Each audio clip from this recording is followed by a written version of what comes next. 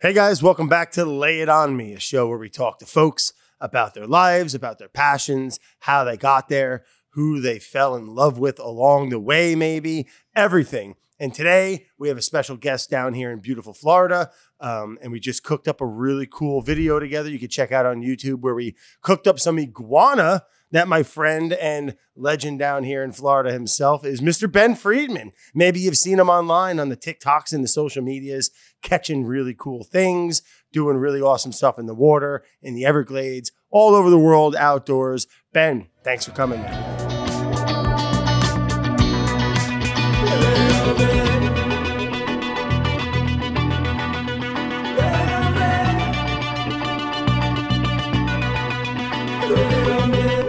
Dude, thank you for having me. This is quite a day. We're cooking up iguana left and right. I mean, I'm not gonna put too much hype. People should go watch it themselves. But that was a process that I didn't really see coming. You kind of made it look very appetizing. Well, I mean, thank you, first of all. And thank you for catching the iguana and bringing it up to this part of Florida where we're hanging out. Before we get into what I got planned up over for tomorrow here with a buddy of yours, I'm just stoked that you made the trip, man, and brought that iguana. I never cooked one before, you know. Just want to give you a little backstory, guys. Me and Ben, we have been cooking up a little bit of an iguana dish. My first time. Ben went and caught it this morning and brought it over in a cooler, already dead. And we butchered it, broke it down, skinned it. Once you got the scales, skinny lizard kind of stuff, the skin off of it, and the crazy hands that it have off, it started to really resemble like kind of like a rabbit met a bullfrog, met a squirrel, met a chicken. Yeah, I think once you braised it, that's what we did on top of the stove. That was in my mind when it kind of became edible. You know what I mean? It looked a lot more and it smelled good. And all of a sudden I was like, wait a second. Like if you just walked in yeah, and Brad was over there drinking his wine and cooking, you'd be like, what's for dinner? Someone would be like, oh, it smells good in here. And then you'd be like, it's iguana. And they'd be like, what? And then they'd be mad that they smelled that they felt those feelings. Right. I mean, it's one of them things you definitely got to take the skin off of. Yes. You know, cooking that thing, that would have been would have been horrible. You wouldn't be able to get that smell out of the house, nor would you want to eat it. But just like anything, like fish, and I know you catch a lot of fish and do a lot of cool things. It's what you do with after you kill the animal when you're going to consume it. And I know, just like you, myself, I only really like to kill things that I eat. And that process of the butchery and the handling after the catching or the shooting or whatever you're doing is really what determines a lot of how that culinary experience is going to be. Sure, you can really screw it up in your techniques and your cooking methods, but what you do with it in that process, keeping it cool, not letting it get all, not letting the skin touch the meat. You know, the same thing as a fish or a chicken kind of applies to something like a lizard or an iguana, which I never cooked before. But tell me a little bit about iguanas, man. Like why there's a bunch of them down here. I mean, I don't know the exact numbers. I know there's at least millions and millions of them. And they're over in Naples. They're down to Marco Island. They're all the way across. I don't really see them. It's funny now that I say that. I don't really see a ton of them in the Everglades, but they're across both places. Never really seen them in Tampa, but I'm sure they're making their way up there. But they have taken over all of South Florida. And as you know, South Florida is kind of a hotbed for, not kind of, it might be the #1 place in the world that you can take almost any type of animal that'll live in Asia or a lot of African species, and they put them here and they just thrive. And it's kind of creates this problem because if something's not used to eating that, as is the case with iguanas, and they have started to get eaten by other things. There's been a few pythons found with iguana eaten in them. Inside of them, whatever, I guess. Yeah. You could figure out by those mix of words what happened, by what I mean. But anyways, a lot of stuff they just overrun because think about it. If you're a native animal and you're used to dealing with, in millions of years of evolution, if you are some sort of bird, right? And you're used to having your little burrow like an owl and you have your little burrow in the ground. And out of nowhere, evolutionarily wise, these things start showing up and they're in your burrow and they're killing the eggs. It's like they don't have any defense against them. Yeah, all of a sudden this 4 foot, I mean, you saw the claws on that thing. Oh. This 4 foot long dinosaur is climbing up the tree. I mean, or do they eat an iguana? Are they vegetarian? They're not vegetarian. Yeah. I mean, every time I see them, they're eating grass, they're eating little leaves, they eat people's gardens. That's a big thing too, as far as, I mean, it's funny because a lot of times when we talk about invasive species, we're talking about their effect on native ecosystems. But even the biggest invasive species of all, humans, are affected by iguanas because, like, you got your nice, beautiful little garden. I know you got a lot of stuff back home. And imagine if an iguana came up and ruined your garden in one day. You'd be pissed. I'd be brazen them. You'd be praising them. Yeah. Especially after today. Because now you're, pretty good at it. So they do a lot of damage to people's gardens. So it sounds like, they cause a lot of problems in nature, right? And they're just invasive. They don't belong here. And they're screwing up, like you said, a system that took a very long time to evolve into place.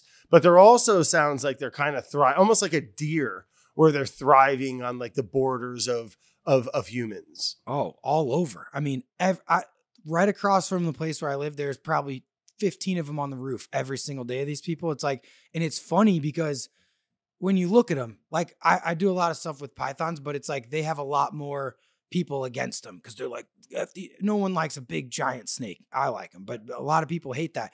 An iguana, they're sitting there and they're in the sun and they're cool looking. You saw them. I mean, it's a beautiful animal.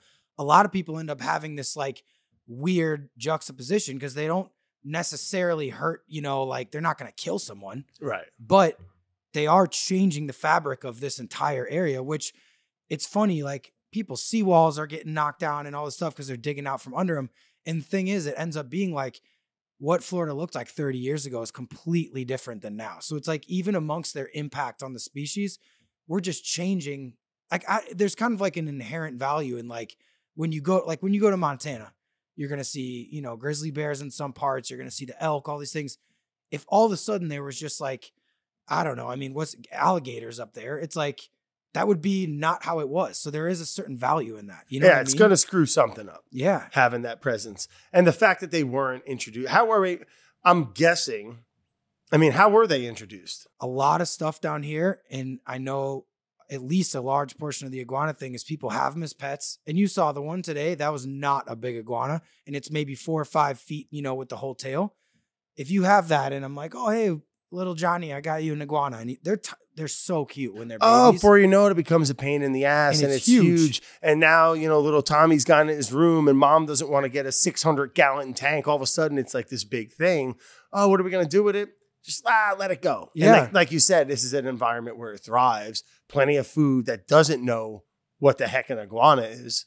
And all the grass and everything. You could set that thing in the yard and he'd probably be fine. They need sunlight and like grass and vegetation. And they're sitting there and they're like, also, South Florida is a very interesting, like the way that it's built. There's so many canals. And I'm sure even when you're flying in, you see almost every single house and project and road is on a canal, right? Well, Southern Florida is a pretty unique little, geographically kind of layout where it's just like, it's like this massive, correct me if I'm wrong, but like this giant limestone filtration of water. And it's amazing because the way that it's set up, it's almost like it was not created for this, but it's like if you wanted to make the perfect powder keg of like invasive species and like also it tends to be too, the people that live here tend to like do crazy stuff like that. And it seems like somehow we have gotten in this place where, and also if you see, invasive species everywhere, half the people are like, oh, put the iguana. Like, I don't think some people feel that bad when they're doing stuff. And that's how we get in the situation we're in today. Cause like you said, you have an iguana, you don't want to kill it if you've had it for a pet for a long time. And like you said, it's like all along the coast, there's a huge settlement and then almost everything inland, right? And it's creeping in more every day, which is sad and is a whole nother issue. But there's whole parts of this state where it's like just wild. And like you said, the Everglades, this whole water is seeping down. They call it the river grass. It's a big swamp, but the water is trickling down. And it's been that way for, thousands of years. And it's amazing because the ecosystem is just like, I'm fascinated by it, to be honest. I think it's one of the most, I love, like Montana. I like California, some cool places. And I love, like I've been to Australia one time. It's beautiful. But in my opinion, I'm biased. I think it's the most fascinating ecosystem that I've ever seen because you have giant megafauna, like these huge alligators, these huge pythons, and like manatees. Yeah, as you get down into the saltwater, oh my God, I've seen saltwater crocodiles now that are coming back, which is awesome.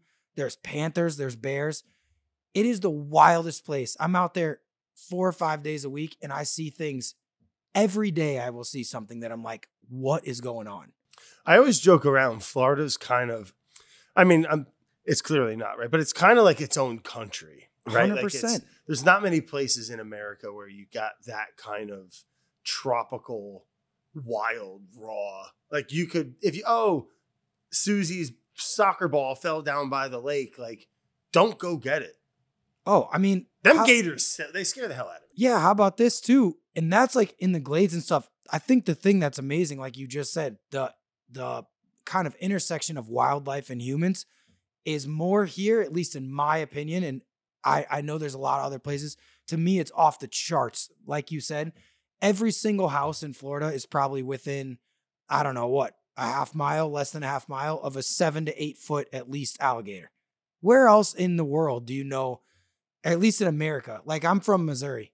We see deer and stuff, and maybe you're going to see black bear, bobcat. Maybe, yeah, but it's like, it's a huge deal when someone catch one on a trail cam. This is like every kid in Florida is growing up within a lost soccer ball of a giant animal and something that could eat, a toddler or something. It's like, that is such a unique thing. And one thing that I think is actually beautiful about that, a lot of kids that I know that grew up here, their relationship with the wildlife is so different than like when I was in Missouri growing up, right? Like if we saw a snake, I loved them, but almost everyone I know would be like, kill it or like, hit it with a shovel or something. Or like we got to call someone. Here, people see a giant, 15-foot python on the side of the road. They might take a video and keep driving to work. You know what I mean? Like it creates this almost environment of acceptance of being alongside such crazy. And dude, people see gators every single day that don't even react. And they're dinosaurs. I mean, the ultimate survivor. It's one of the scariest creatures on the planet, in my opinion. Just in the fact of like their ability and just how good they are at killing and surviving and how they don't really give a shit. They don't care. The biggest thing I would say about a gator is it depends in the setting that you encounter it, right? Totally. If me and you walk up, like when it's like a shark. I mean, yeah, but even, I guess it is a lot like that. But to me, almost every gator I see in the glades, because I like them. So I try to like go up and see them, look up close. Maybe I'm filming something. My biggest problem is trying to get close before they leave. They're dorks to me. Like a lot of them, you'll see like the more you're around them, they just want to be left alone. Yeah, he don't want to mess with you. Right. And when you say like yes, they're unbelievably efficient killing machines for the things they're looking for. Like especially a Brad Leone sized person, dude, you'd have to have a gigantic gator to even take a look at you. Right. You're a big fella. They're usually probably scared more. Oh my, of you? Right. Oh yeah. They don't, dude, they're scared of me and you're way taller than me. But it's like most of them, when I walk up, they just go in the water. If they're in the water, they go down and they hide. I think the biggest misconception too is like, if you see, there's millions of gators down here and there's so rarely an issue with how many people are swimming and interacting, and people do some pretty dumb stuff swimming right next to them. And there's almost now granted, there are some issues from time to time. It's a giant wild animal. Sure. But people also don't help themselves. There's idiots that feed them, and then the gator comes accustomed to coming towards humans. And not only that, eating. And then someone doesn't feed them and they're swimming there and the thing comes up. And also they see splashing, they get excited. They're smart at what they do, but they're not going to pass the Mensa test. You know what I mean? Yeah. So they will bite someone accidentally. So when something does go wrong, is there like a pattern to like? So a lot of times it's when you're in the water. If you're standing, this is something I hear people say, oh, are they going to, like if I'm fishing, are they going to come attack me? Dude, never in a million years. If you're standing up on the side of a thing, you got to remember their eyes are a half inch above the water. You look giant to them. The times that I've ran into issues with them, one time I was filming something with showing bioluminescence, like it's beautiful. And when you jump in at this place in Titusville, south of Lake New Smyrna, there's like this crazy bioluminescence. And I had been there before and never seen a gator. It's like salt water in this canal, which a lot of times, not as a rule, but a lot of times when it's more ocean, you tend to see either crocs down south or nothing. And more as it becomes more fresh, I see a lot more gators. But it's not as a rule. There's a lot of places things get lost, but gators are freshwater. More so, but I think sometimes in that brackish, if there's something for them to eat, they'll be there. So anyways, I jumped in and I was trying to show the bioluminescence. So I'm splashing around and I was also in the water. So my head is about this big. From a gator's perspective, he's not afraid of you at that point because he doesn't know what's underneath. That's how you get bit. If you're in there kind of like level, they're definitely, I mean, and granted, if he bit me, was he going to try to eat all of me? He's going to say, wow, that guy's jacked. Like, I probably don't want to, that's probably his first thought. But no, he would probably just That was leave. his first thought, man. This guy's jacked. That's probably why he ended up turning around. He got close. He goes, oh my God, that guy curls like probably 45s, maybe 50s once or twice. Definitely. But probably more 40s, 45s max out. That's probably what he was thinking. But anyways, so it's crazy. When I was in the water, I look back. I'm like, oh my. I thought someone was, the first thing, the people I was with start yelling at me. What do you do when your buddy jumps in the water at night? Dude, something's behind you. Like, Right. I thought they're messing with me. Right. And they're like, we're not messing with you. And like, when you're in like a dark swamp kind of like thing, if someone says that, it's okay if you look like a weenie after maybe the first time. I'm like, all right, I'll be the butt of the joke if you're joking. I look back, I thought it was a person swimming because it's dark. And I just see like a thing and I'm like, what's going on? And then I started getting scared. I'm like, I thought it was a manatee or a person. And it probably got from me to like that case. And I end up getting out. I have a video. We can put it in our like super. It came up right to the ramp where I was.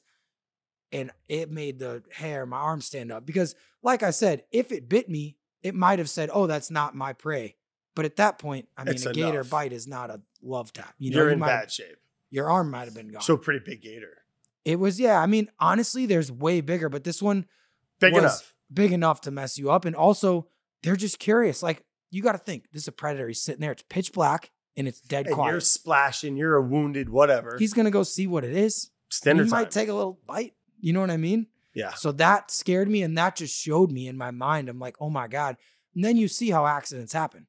If you're down in the water with them and you're splashing around, and also I didn't know they were there. Some people might not have known that. If the people I was with didn't say that, I might be doing this podcast with one arm. You know what I mean? So yeah, that's how accidents happen. It's like when you're in the water with them, people not knowing they're there and doing kind of stupid things. Or some people are like fossil diving. That happens. I think someone just got bit recently. They're down on the bottom, or they're in like freshwater. Yeah. In like a lot of these rivers, there'll be like shark teeth and stuff. It's amazing. Like megalodon teeth. So cool. Wow. I've never found a megalodon tooth myself, and I would love to. I think that's a cool. So what, back millions of years ago, Florida obviously was it was underwater at some point. Yeah. I mean, I think they wash into the rivers some places. I got to learn more about that, but I know like, I think it's the Tomorrow River, like in between Tampa and over here.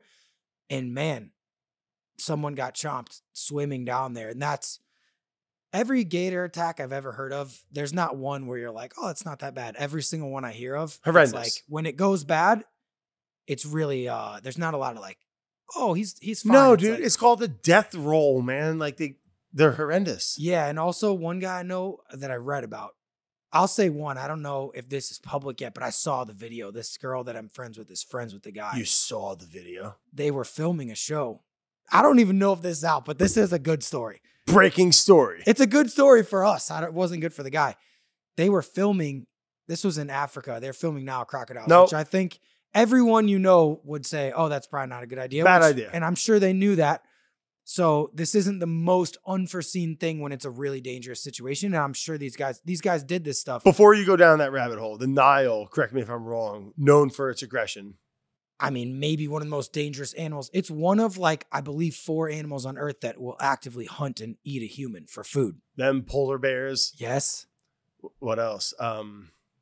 It's tough. Bull shark. No, not for food. No. I mean, maybe in a crazy scenario. They're but, just pissed and stupid. Tigers. Tigers. Oh, tigers hate people. They'll eat one for sure. You see them guys out in India, they wear the masks on the back of their head. Dude. So when the tiger's stalking from behind. I think when we talk about scary animals, I think just big cats in general. Lions and tigers and bears. Yeah. And you know what else is some of those lions out west, like mountain lions or pumas or a big cougar. They caught one. So here, 130-pound cougar. They tagged one in Florida. Game over. Florida Panthers, the actual Florida Panther, the original one, are very small, right? Like they're still like coyote. No. Probably like 60 pounds maybe or something. But like, when you think of a terrifying cat, they're not that big. Like my dog's bigger than that. They now they did a breeding program with some of the Western DNA and species from like mountain lions and honestly, it's been a success in the sense of the numbers are raising, which is awesome. So they made super panthers. Well, now in Florida, They tagged one, or I pretty sure it either got hit by a car. I'm pretty sure they tranquilized it. 155 pounds. This was like a month ago. That's crazy. Game over. Dude. I mean, the mountain lions get that big, and that's a big mountain. I mean, dude, jacked. Game over. Game over. Like the thing about a big cat is like, I'm sure everyone like either has a cat or their friend does or whatever. They're so smart. Kill. They never, like everyone always asks me, when you're in the glades, you ever scared of getting attacked by, I'm like, you wouldn't even see it. You would never know you got attacked. It's just going to be chomping on your neck. It's over. And looking around while you die of it. You may be aware of the fact that you're getting, like you may be conscious, but you're not, I don't think there's a lot of times. Oh. At least in my understanding, a lot of those cats, you never know they're there. They could be 50 yards from you and they're watching you. You would never know. The whole time. They're so smart. And it's like, craziest thing is some of them get hit by cars down here. It's amazing. They must just get skittish with the light or something and make a break. Yeah, or people are going so fast and it's out by like Ochope and like Jerome and like 29 that's like the number one place they get hit. The second leading cause, I was looking this up recently because I was spending a lot of time out there. The second leading cause of panther deaths is larger male panthers killing younger ones. Wow. Which I was territorial breeding or something. And you know what's crazy? A male panther might have a range of like 50 miles or so. Like I think they're fascinating, but it's kind of weird because you don't really get to like interact with them that much. You never see them. I saw a track, which was the coolest thing that I've interacted with them, but it's fascinating because like, if I was like, dude, Brad, you got to come, I'm sure you would be like, fascinated, but there's not really like a lot of interaction. They're so smart. Yeah, good luck seeing one. Dude, never. I met a park ranger out there in Picayune Forest State Park, the highest concentration. I said, dude, you ever see any panthers? He goes, I'm here 7 days a week. I've never seen one. Yeah. For years. That sounds about right. Crazy, dude. But I mean, people do see them on trail cams or randomly, but you got to get lucky. You got to get lucky. I mean, that's like a little bit, they see them a little bit more out west with the mountain lions and stuff. You see some of those videos where someone will be like walking on a trail and this thing's like,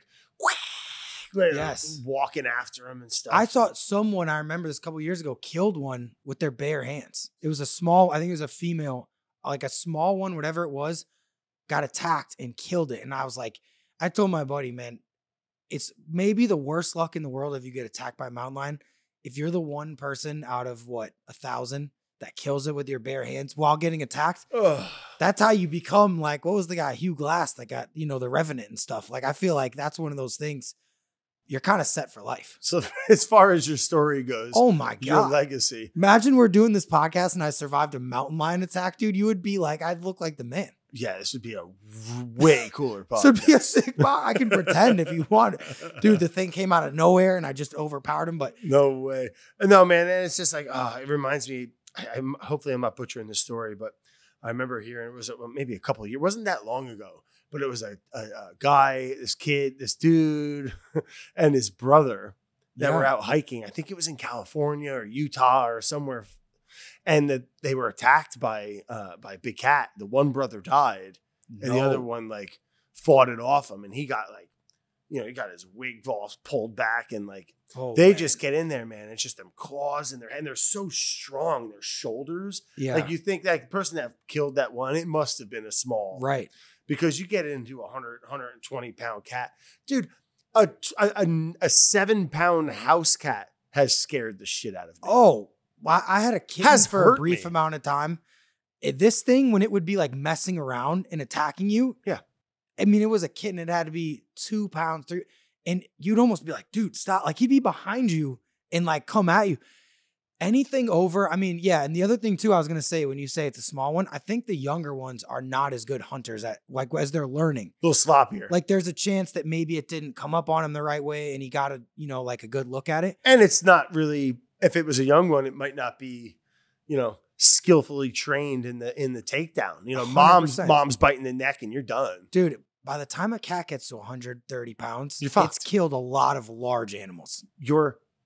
Yeah, I see those videos. I forgot what time I went on like a rabbit hole. I watched like 50 in a row, like mountain lion murder videos. Yeah.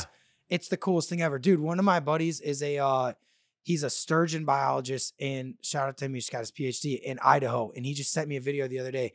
This big drag mark. They were hiking, like looking for sheds. and there's a huge pile of leaves and this deer just like half eaten under it. Like they're so smart, they'll eat some of it and bury it and come back. Well, you know what else does that? It reminds me a lot of like a grizzly bear. Yeah. So they'll kill an animal, dig this big hole, bury it. And like if you find a buried animal like that, a big animal, get the fuck out of there. Leave. Because man, there's one thing also that, I mean, I don't know if they necessarily go hunting for you. I don't think they do. It's more of just I'm the king, and if you're in my way, I'll crush your skull. But those them grizzly bears out in Montana, Wyoming. Yeah. Oh, what's their Latin name? Something like Grossius Maximus or something. Like even the name sounds horrible. That's one of those animals that it's like, I don't know. I feel that way about great white sharks when I saw the first one. I saw a grizzly bear one time in Montana through binoculars, which is a good way to see it. They're binoculars. Yeah, sounds good. It's a comfortable way to interact with a grizzly bear when you can get back in the car and run away.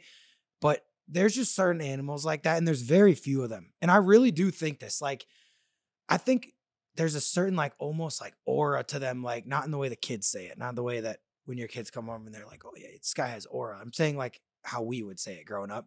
Almost like a swagger of that animal where it's like every other thing on earth, without even knowing what it is, just gives that thing a certain respect. Isn't that crazy? Like, oh, apex, man. They're just something about it. Majestic brutes of survival. And I don't know why life is so hard for them. And just like, could you imagine living up in Wyoming and in all those animals up in the cold, 30 below, winds going 40 miles an hour sideways, and you're out there looking for something to eat with your face. Yeah, with your face and your giant like knife claws. And your dinner plate sized paws. Yeah, even if they didn't claw you or bite you, they could literally kill you, hitting you with the And they run like super fast. Yeah, that's a terrifying. Like you're not outrunning a bear. No. I heard that some of them, the black bears will climb up the tree with you. Yeah, black bears. I grew up in New Jersey, in northern New Jersey, and it's oddly one of the most densely populated areas of black bears. Tons of them. And where I grew up right outside of Wawayanda is a state park up in northern New Jersey. And that's where they dumped all the problem bears from out the state. And we always had them in backyards. And like, it wasn't as I got older and older, from a kid to a teenager, it got worse and worse where people were feeding the bears. Oh, yeah. And then they were like busting into people's houses. There was this kid from Rutgers University a bunch of years back, not too long. They were up there in West Milford, New Jersey, and they were like riding bike. They were hiking or something. There was a bunch of them. And I don't know the whole story. I'm going to butcher it a little bit. You might all want to look it up on your own. But it was this dude from Rutgers, and they were like, I don't know if they were messing with him, but the bear started chasing him. And I guess he was like, he zigged instead of zagged, or he was the slow one. The bear killed his ass. No way. Yeah. Black bear. Oh, yeah. And they get big. I've seen 500 pounders. Really? In New Jersey? They just shot one. I think it was last year or the year before in New Jersey. Again, gonna want to fact check all this. But it was like grizzly numbers, like I want to say like 700 pounds, walking around New Jersey. Alive. Just oh my God. Rooting around. You say they have that like swagger. Yeah. It's just that like hard body jiggle movement of just like, life's tough. I don't give a fuck. There's just something about it. And it's like ever since I've been a tiny kid, like when I was a kid, I was obsessed with like Jaws and like Jurassic Park. I just watch them on repeat. Like my mom would go to her little like thing in a class or whatever. She'd just sit me in the lobby with like Jurassic Park. There's something about, I don't know what it is. I know I keep touching. I feel it in my chest when I see them. The first time I ever saw a giant, like huge hammerhead when I was a kid, you feel it in your like body. Isn't that like, I don't know how to quite describe it. When you see a big python, when I walk up on him, it makes me feel like this like electricity in my chest, because there's something about I could take an alien from and then you see that thing and it's almost like you just like, it commands this like emotion out of you. There's something about like a grizzly bear, that big black bear, or like those big crocodiles, gators, where it's like, it's beyond like normal human emotion. It's like you're prey. Well, I think it's a couple things, right? I think, you're definitely not the apex anymore. And I think it's a couple things. I think it's exposure in this modern day of information from the internet. Like you said, I've seen I've seen a bunch of videos of someone getting bit by a shark or attacked by this or attacked by that. So I think like we all have that awareness of what actually could happen. But I also kind of believe that it's in like the human DNA as like a communal species of consciousness, to where we're all connected in a way, in some way or another, that like same way like some people are like deathly afraid of snakes, even though they never really seen one or something. I think it's like in your genetic makeup or whatever, that your ancestors like for thousands of years was like beaten into you, like almost like a mental muscle memory that like this thing will kill you. It killed Uncle Johnny. It killed Uncle, what, you know what I'm saying? Like, it's just so cool because like 100%, that's what it is. And I think the thing that I get such a charge out of is it's like, you don't have to consciously think about it. Like, right? Like I've seen big, like I've seen certain, like a big shark and it's not like one of those ones, and it's cool and it's amazing. You feel it. Like there's this almost like energy orb when the thing comes, and the thing, when I see like that huge hammerhead, for instance, like 12, 13 feet. Were you in the water? Or I was on a boat, and it felt, I've seen them in the water, but when you're in the boat, even the first time I was a kid, and it's like you move to the center of the boat without even realizing you're doing it, because that feeling like you're talking about, it's like this primal thing of like, oh my God, this thing would like, and honestly, hammerheads are really skittish a lot of times, but you just know it. There's no way to fake it. Like if me and you see like those lizards that came by, or like a cardinal is a beautiful bird, but we're never going to feel that. Right. But if a Komodo dragon were to cruise by, it's just get the 12 gauge shotgun, get me my body armor. I want nothing to do with those things. It's amazing. So anyways, I forgot the end of the story. The guy had a scuba tank on with the crocodile. The thing bit him. And what does a crocodile or gator do to kill stuff? Drown Death it. roll, man. Well, it drowns it first. That's right. Brings it down. So he brings him down. The guy's on a scuba tank. Oh, Jesus. So it's crunching on his legs. It's like a 14-foot Nile crocodile. And he's just pinning it at the bottom of the thing. But he's on a scuba tank. Honestly, and the guy's still alive, so I'm glad he was. This guy lives. But some people were saying at times, like, it almost would have been less terrifying if it just killed him. Because he's just pinned at the bottom. And his tank is like, what? 10 minutes, I forgot, however 10 minutes left to air. Murky so he's like, visibility, probably couldn't see anything. So the guy ended up, his buddy came down and stabbed the thing. Stop. But the best part is, the other guy, the girl I'm friends with, is friends with the guy who stabbed him. He said the first like 8 times he stabbed this big croc, it had no reaction. Didn't even care. Whatsoever. Yeah. Didn't even flinch, didn't stop what it was doing. And then finally, I guess it swam up with him and let him go. The guy's legs are gone, but he lived. It's just nightmare. Yeah, crazy. But it was gonna eat him. You know what I mean? He saved his life. Yeah, but I mean, yeah, I guess my point was every attack of that nature, there's not a lot of like, sometimes people get bit by a shark and they didn't even know what happened, or there's no boo-boo. Yeah. It's not a little oof. Well, let's go get a beer after. Like you're lucky if you're alive. Yeah, I mean, it's not. like a grizzly bear. We're dealing with things. And this is something I always try to keep in mind, right? When I'm out there different. And in the glades, like, it's funny. The thing I'm most scared of in the glades is just crazy people. Or like, I guess maybe like a rattlesnake if you were away from cell service and you got bit. But I think a lot of the dangers are really overblown. Like most gators that I mess with, and I've seen some creatures out there. Like monsters. Dinosaurs. How big they get? I mean, there's been a lot of hunting that's killed the big ones, right? Because everyone wants a trophy. So like out in it, 12, 13, 14's maybe the biggest that you're going to see. And that's rare. I've seen a lot of big. Still 11, a big 12. animal, man. Oh, it's enormous. I mean, it's 600-700 pounds, but sometimes you see on these ranches, 1,000-pound ones are 14, 15. I think it's a little overblown. Also, most people, one thing that I think is fascinating with pythons, sharks, gators, everyone that sees them, humans have the tendency to overestimate because most people haven't seen an 8-foot long animal. It was 25 feet long. Oh, yeah. And then you see it. You know what else is interesting, though, with gators? I think people underestimate how big the smaller ones are because their tails, okay, that iguana, I mean, if we taped him out, he's probably 4 feet long. Yeah. But his body's like this. Right. So people wouldn't say, like, he's a 4-foot long. But then once the gators get big, like a 7-footer and an 11-footer doesn't look that much different lengthwise.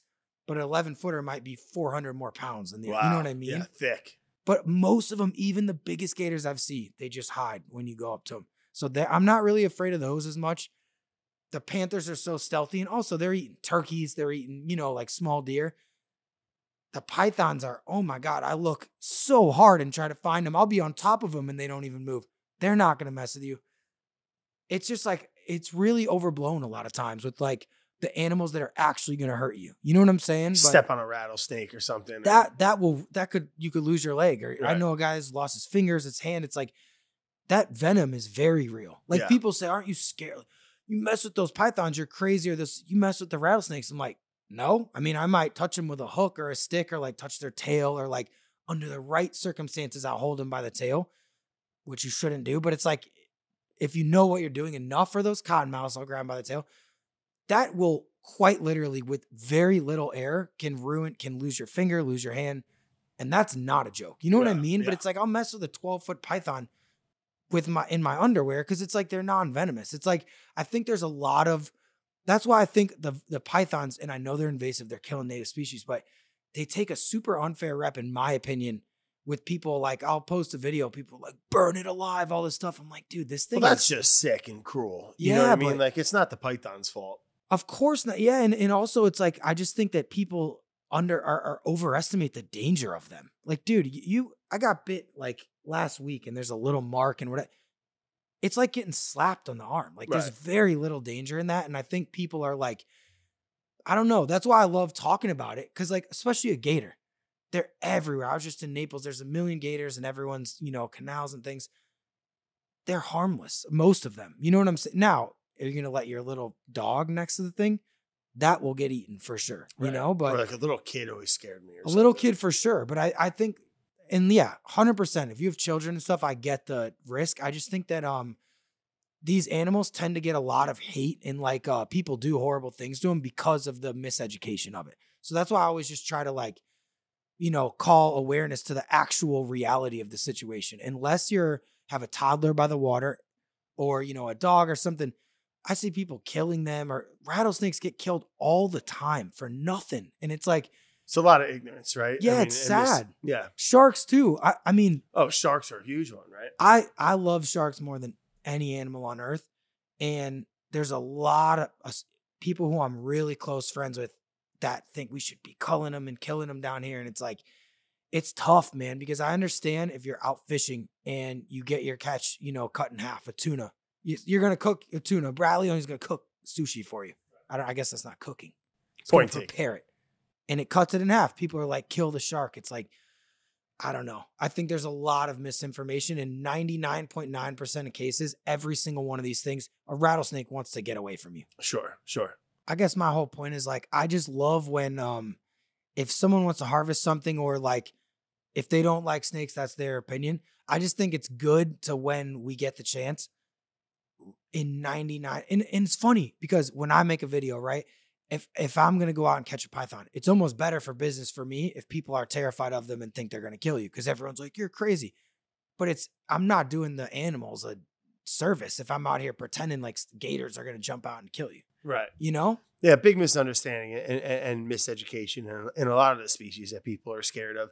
I wanted to touch base a little bit because you mentioned how much you like sharks. And I know, and with fishing down here, I've heard that it's just gotten like worse and worse, that the population, that a lot of sharks are being driven in from more deeper waters in the search. I heard they're starving down here. See, and this is a super controversial topic, right? And it's funny because I have a lot of friends that are shark scientists that are very much on one side, and I have a lot of friends who are fishermen, and sometimes I hang out with them on back-to-back days, which is quite a lesson in juxtaposing opinions, who think we should kill every one of them. And they're like, we need to cull them. Which clearly isn't the answer. I mean, some people that are out there a lot think it is. And they think, oh, this is my opinion, right? And everyone can disagree or say whatever they want. Because it's funny. It's almost like politics, right? Whatever side you're on, you're going to end up having people be really pissed at you no matter what you say. I think that, and the truth is too, the fisheries data is not super conclusive right now, right? If anything, it's a little backdated from what we have, at least the stuff, because I've gone in wars with people over this. And right now, the sharks, it's amazing, right? So say that there was 100 sharks, for instance, 40 years ago. And then there went down to 5 sharks. And now maybe there's like 20 sharks. In the last, like maybe 10 years ago, there was 5 and now there's 20. Well, people are like, oh my God, we need to get these sharks back down. There's way more than there was 10 years ago. I don't even know if that's hypothetically true. I think in some areas, maybe it's true, right? Like in lemon sharks in the Keys, which happen to me, I love them. And that's my favorite place to fish. But yeah, maybe there's more.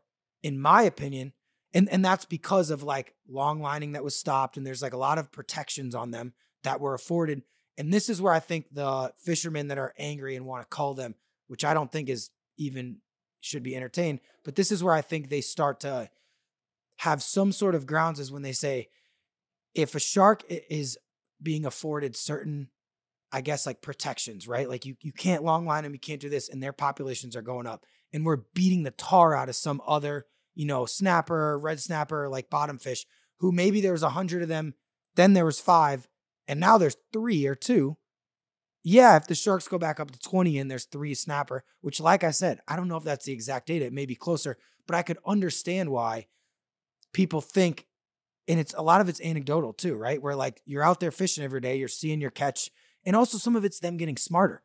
Right. People are fishing every single day. Exposure to people more. And all of a sudden they see the boat, they hear the engine, you're fighting a fish for 10 Dinner minutes. bell. I just can't be mad at the shark when they go up and eat something. It's an easier meal, man, right? You got that tuna or fast, fish are fast, right? Yeah, it's tough too because with social media, I think there's a huge difference, right? You can have a post go viral, and then what does that encourage? If I post something that I'm like, F sharks, man, we got to kill these sharks, my sharks are good, and it gets 1 million views. And you the next day are out fishing, maybe not you, because I think you're an ethical social media user, but maybe someone who wants to get famous on there, and they get their catch eaten by sharks. They're going to post the same thing. Becomes an echo chamber, and then everyone says, dude, I'm seeing so many sharks eat fish every day. I think sometimes maybe that same thing was happening 10 years ago and there wasn't Instagram as much as there was. In TikTok, it's just such a slippery slope to me when you talk about culling stuff or there's too many. I'm so happy that a swordfish population comes back or sharkfish. In my opinion, we should be doing that maybe with the other fish, which people don't want to hear because they want to eat them and harvest them. But it's like, the reason there's more sharks is because we protected them. And it's so tough. And I will admit, I'm on the side of, I would wish, I don't know. It's tough. I understand people's commercial fishing. They're making a living. I get it. And I don't want to ever be insensitive to these guys work their ass off.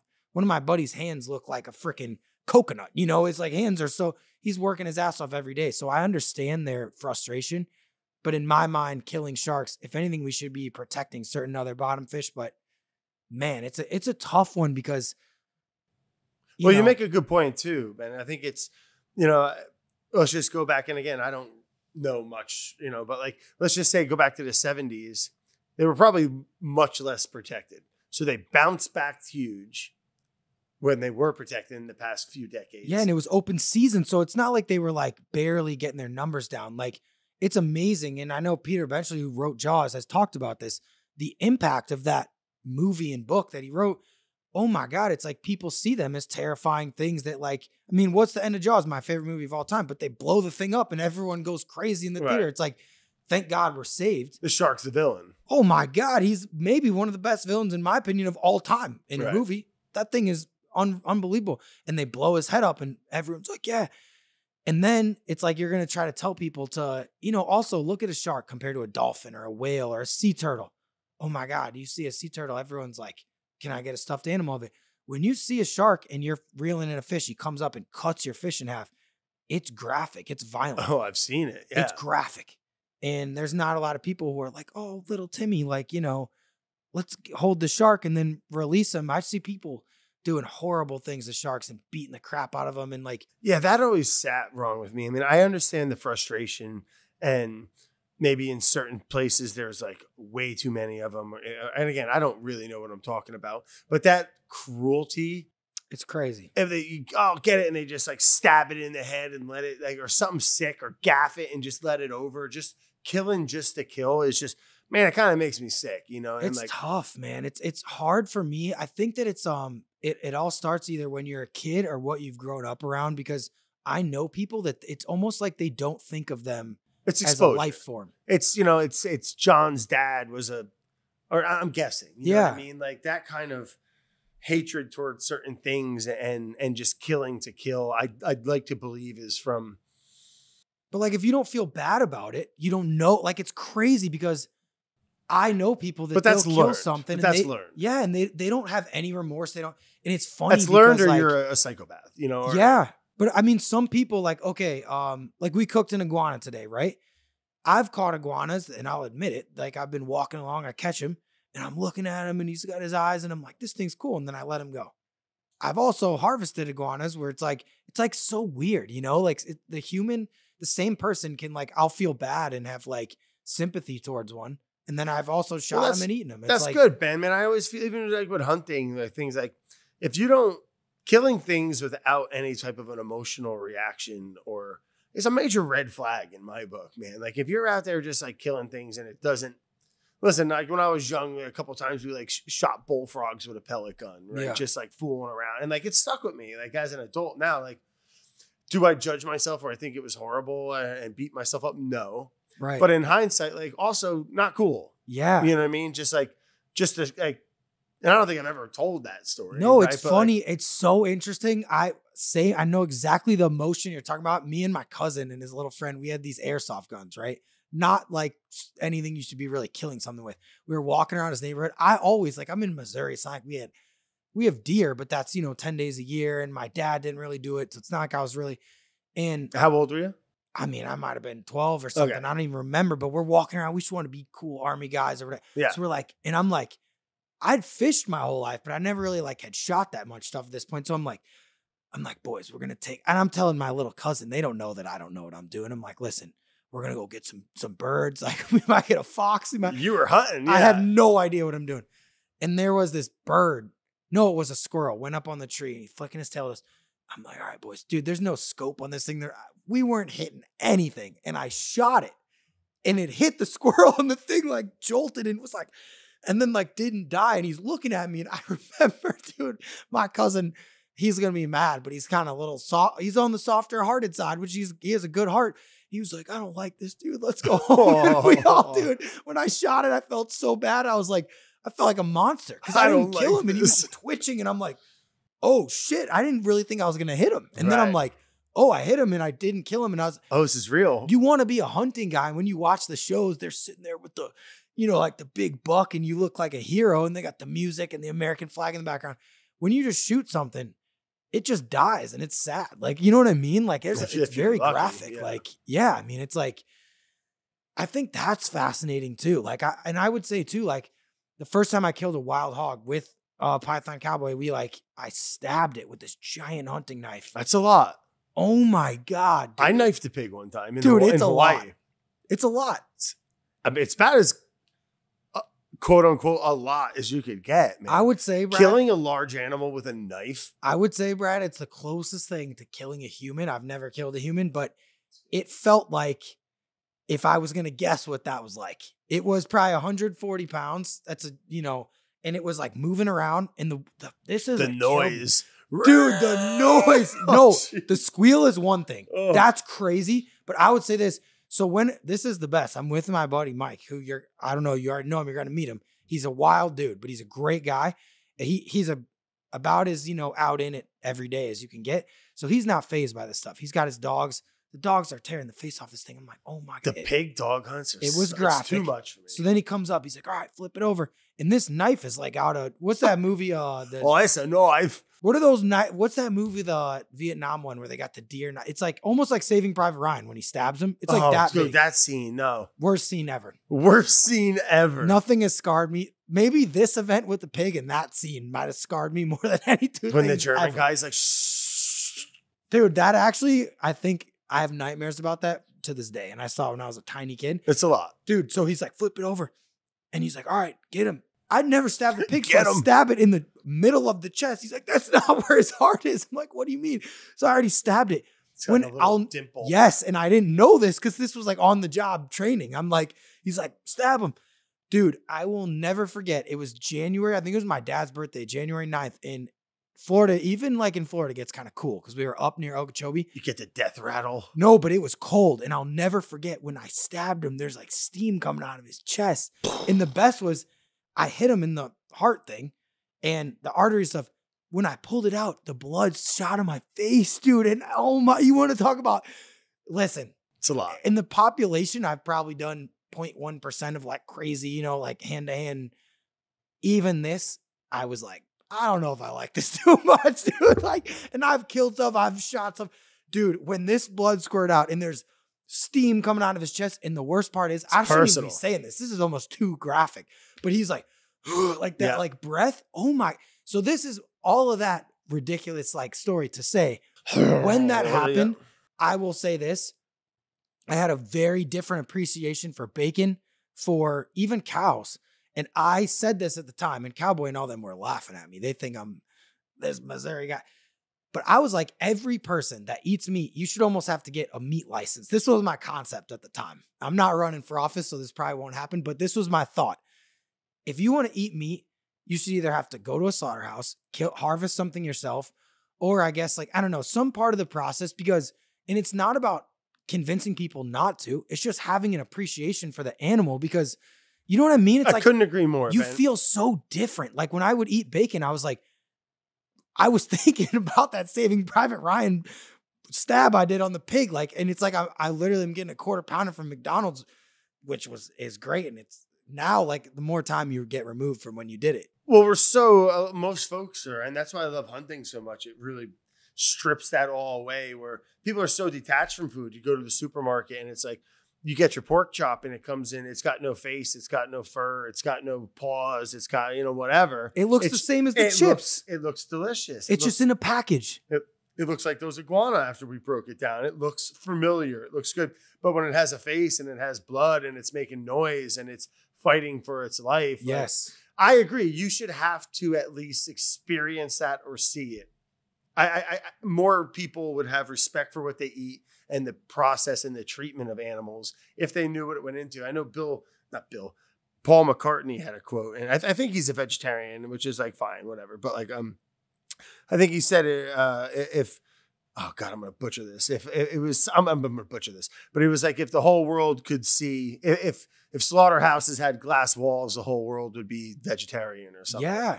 And like, again, I don't necessarily agree with that, but point taken. Or maybe not be vegetarians, but would understand what's happening. Like, Yeah. I know people that have eaten meat their whole life. They have never once seen like a raw animal, like carcass or something. Or like the first time I killed a deer and you take the guts out, dude, it's boiling hot in there. Like not boiling, but like I'm cleaning its heart and it's like hot and the blood smells. And you're like, by the time you get down to the sausage and stuff, it looks unbelievably different. I just thought that experience was one of the most meaningful things that I had done, at least with animals, because like, or for instance, if I kill something for bait, right? To catch, you know, different fish or something, I try to like, I don't know. This is my opinion. And my friends sometimes will make fun of me. And as you know, a lot of outdoor stuff tends to go with kind of that yeehaw, like, you know, making it, hell yeah, like we're killing. I know plenty of guys like that and they're good dudes. They're not bad. I don't think they're like bad humans at all, but like, and they make fun of me for this stuff, but I never will feel embarrassed for like being aware of like, hey man, like, oh, sorry, you know, sorry, mullet, like you're going we're going to try to catch a tarpon. Like you can make fun of me, but it's like, this is one thing I like to get your opinion on, Brad. This is fascinating to me. When Michael Vick killed those dogs and all this stuff, he was a national news story and went to jail, literally did time in, what is that, federal? I don't know. Big deal, went to jail. Every single day I'll see people catch a fish and it, you know, they'll lay it down on the thing and it flops and it dies. It's amazing to me. And I'm not saying any bit of what Michael Vick was. My point is the difference in how we view animals. Like, why are some able to get treated so incredibly bad and no one cares? Well, you make a great point, and I think about that often, man. It's just like the things that people tend to humanize. Yeah. Like a dog, you know, like love dogs, you know. Love them. But I mean, like people treat them like kids or cats or something, you know. But like certain things like a cockroach or something, like step on it, kill it, get it out of here. It is funny how humans put certain value at some life more than others. It's crazy how we pick and choose. And Steve Renaud told me the first time, he's like, you put eyelashes on something, people get up, like, you know what I mean? That's where people, I think, start to humanize it a lot of times, if they're furry or if they're this, but even to that point, right? a dog, and I love my dog more than anything, I'd shoot someone if they even like did something to him. Hypothetically though, like let's say this, pigs are, in my experience, and at least from what I've read about studies of them, as smart or smarter than a lot of dogs. Smarter than most dogs. And I've eaten so much bacon. I've killed pigs. I would never kill a dog. It's like, why? Like it's funny how we have decided these arbitrary rules. It's because pork's delicious, it turns out. Yeah, but it's just amazing to me how like big of a variety there is in how we treat animals. Like fish. I love fish so much. For instance, even like sharks, right? Someone will, or people that love sharks. I would never kill a shark. I love them. But then I would, I brought you yellowtail snapper. It's like, I don't feel bad about why. Like, it's amazing how we just pick and choose. It's funny. Well, I feel like a lot of folks forget, and back to our point before of just being able to and again, this is a good thing, right? And it's amazing that we can go to a grocery store or a market and get all this stuff and not have to do any of the dirty work to get it. It's wonderful. I don't always want to kill something to go have my steak. It is nice. Yeah, that's true. I mean, the convenience of it and feeding the world, and there's a lot of it. Not everyone's just going to, hunting and fishing isn't going to solve global hunger. I clearly isn't the case, right? But there's something to be said about experiencing it and having it really just, it made me a better cook. It made me a better person. It makes me just want to, what you do with that animal, like we were chatting before when we were cooking, like what you do with it after. Fishing is, and catching them's awesome, and going and shooting a deer. I mean, it's I don't want to say it's the easy part and the fun part, because there's a lot of hard work and skill and stuff that goes into that. But the real work goes, man, and once that thing is down, once you caught that fish, what you do with it after is really going to determine. People say, "Oh, I don't like venison," or wild boar is bad. It's probably because you had someone who it sat in their pickup truck for 7 hours with internal bleeding all over the meat, and it's just poor handling. So I'm glad, man. Don't ever change, Ben. I'm glad that you get upset, or not upset, but have an awareness. And I don't even think sensitivity is the right word, because but it is. And I'm the same way, man. The first time I shot a deer, I cried. Yeah. Man, I was little. I was a younger kid, man. And I got all teared up, and I took a life of something that and it is funny. Like you step on an ant, or cut down a tree, everything's alive.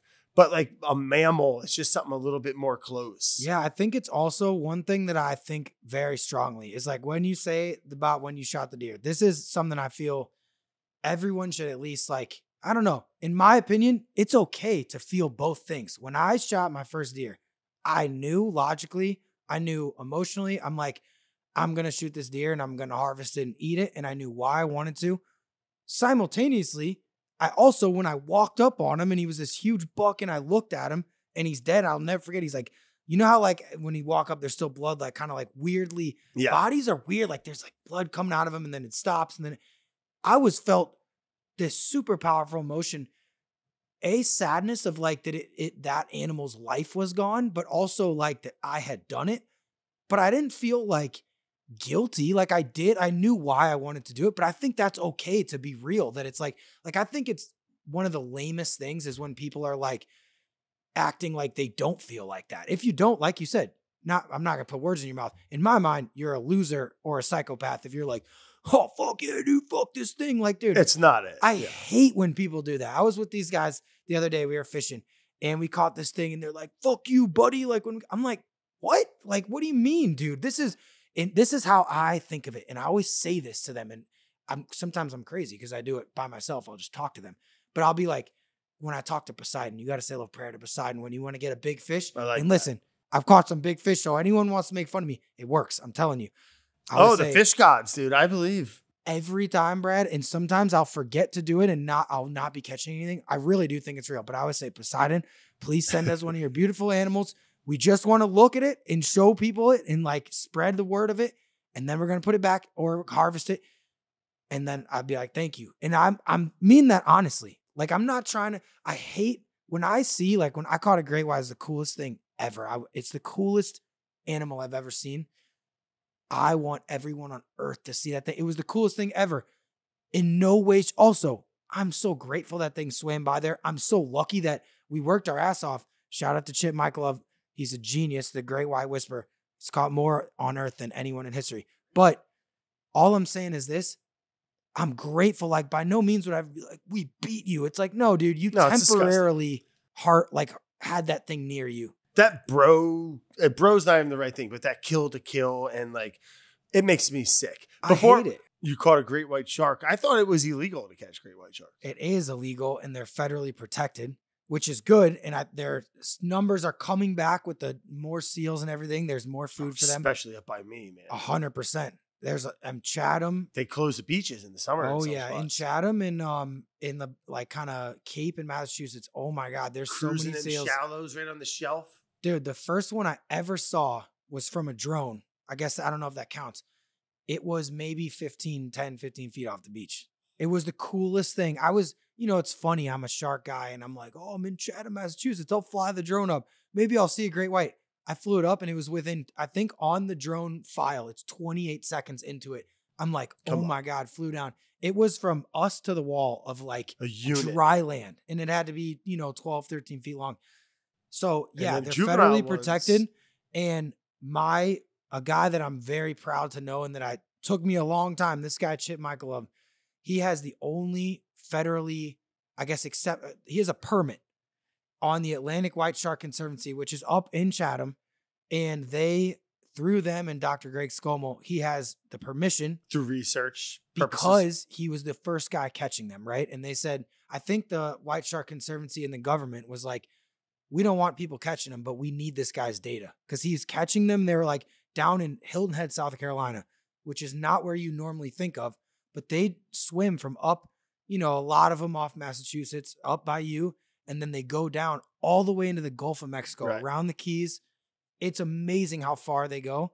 And I first talked to this guy in 2017. I think getting to go out with him was almost as hard as catching the shark. Sounds like a legend. He's a legend. And shout out to Frank Mundus, the guy from Jaws, the real life person who had caught the most of them all time before that and still has the largest ever. But me and Chip are going to get it from him. But he was the pioneer and Chip learned from him, and he was doing it off Hilton Head, South Carolina. Wait, who's the original guy? Is he like the original Frank Quinn? Mundus. Yeah, the real Quinn. He's the real Quinn. Off Amity Island, which is basically like out at Montauk. Yep, I know. So it's amazing.